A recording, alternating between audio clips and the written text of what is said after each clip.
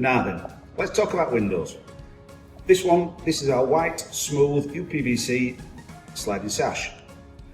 This particular window has got astrocal bars, which you can have, or you don't have to have. This window is very compact, very neat, very solid. It's a modern take on the old sliding sash windows. What you see from this window is the options. One of the options is the locking mechanism.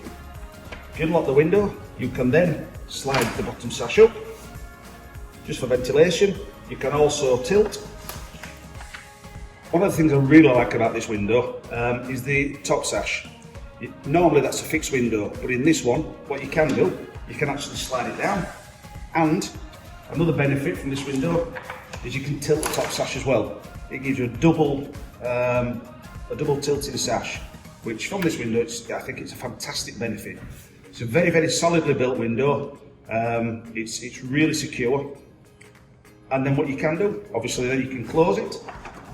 Simply push it to, slide the top sash up, your bottom sash then just slides down to the bottom. Simple locking mechanism, totally secure window.